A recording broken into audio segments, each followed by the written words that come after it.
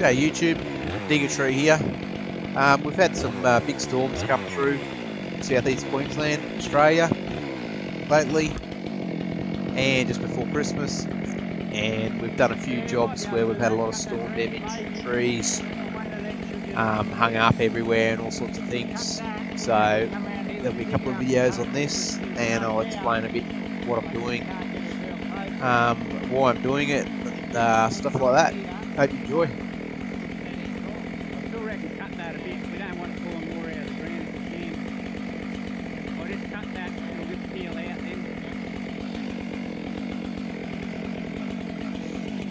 So what I'm going to do here is just cut the butt off, because we don't want the stump peeling out, or we don't want it flipping back up. So I'm just going to cut sort of 3/4 of the way through, and then hopefully it'll just peel down once we get it out of the crotch and down the tree.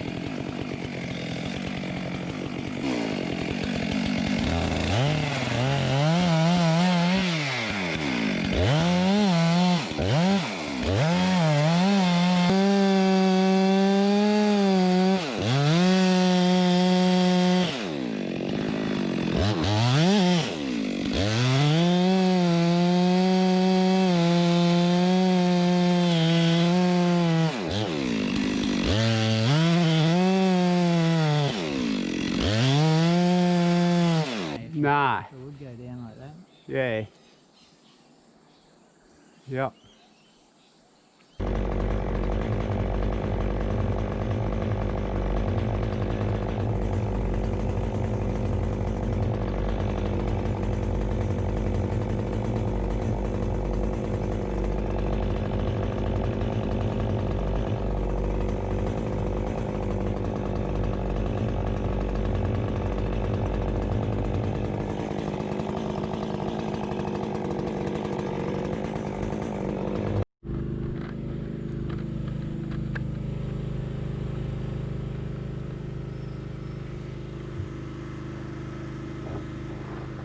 Okay, so this is a look up in the tree. I'm just in the cherry picker at the moment, and it's stuck in a crotch of this tree, and it's got a couple of branches underneath that I'll have to get rid of.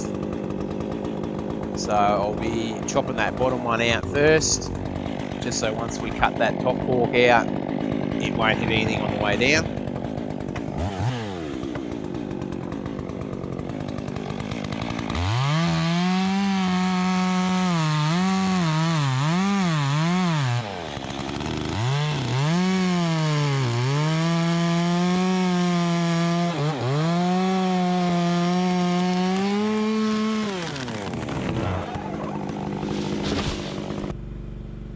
And for all you chainsaw fellas out there, I'm not mixing the chainsaw too rich.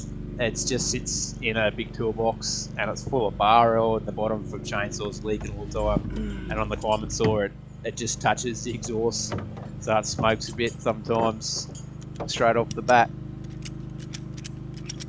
So here I am putting a ratchet strap from the main trunk to this second leader, because I didn't want the other tree, which is a blackbutt, the one that's stuck up in there, to come down and knock this small one and break it as it went down, and I'm sitting up in the cherry picker basket, so I didn't want it to bend around too much.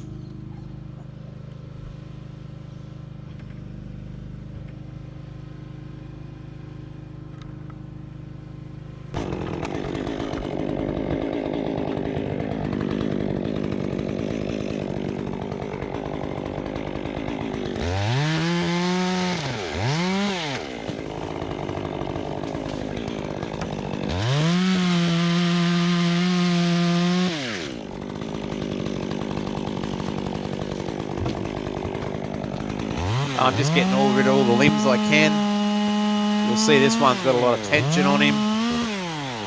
Always got to be careful when they're stuck in other trees and that. You got to be real careful and really pick which way the tension is on the branches, because it can surprise you sometimes.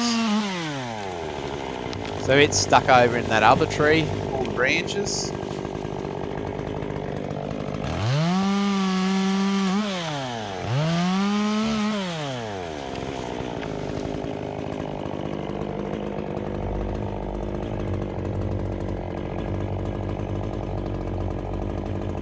the main paw off the tree that the actual blackbutt is stuck in.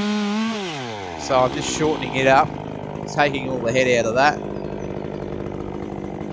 And then when I cut it to get that other tree out, I've only got a short piece to deal with. And sorry about the pink lines, good old GoPro. They still can't make a camera that works properly.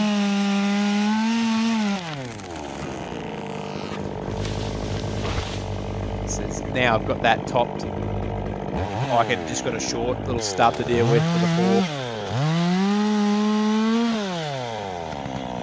Here's another one of their branches I was saying about before. It's stuck up into another tree. It just hung there the whole time. So we ended up putting a rope on it. Okay, so this is cutting the major fork that's holding the wind-blown tree. I started cutting a little bit on this side and then came to my senses and worked out that I should cut from the other side first a bit, because I really want to finish my cut on this side away from the tree, so I'm further away from it and above it.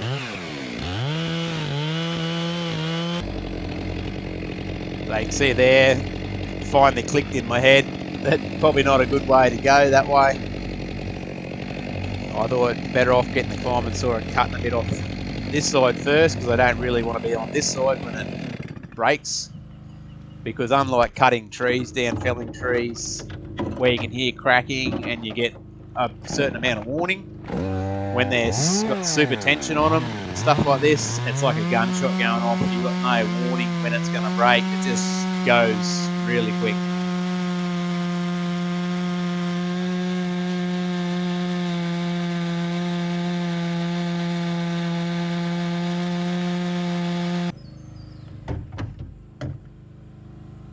So I got that other side cut halfway through, and now I've got my 462 with a 25-inch bar.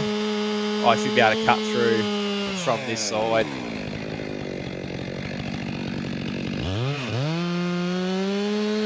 And like I said before, you never know when it's going to go. You get a bit of a feeling, but you're always wrong, because it's just got so much weight there, and it just goes off so quick.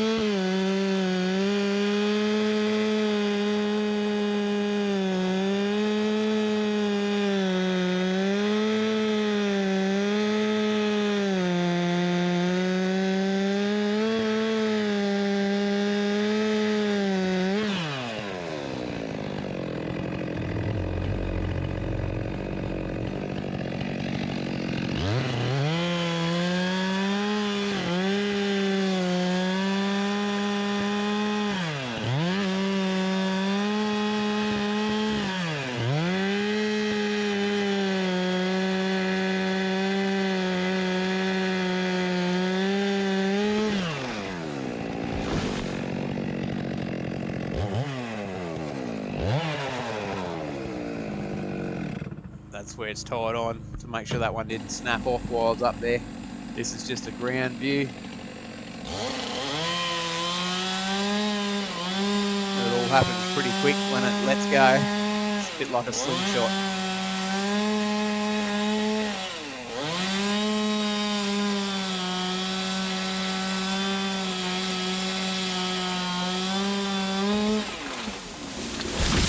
Anyway, thanks for watching. Hopefully see you on the next one.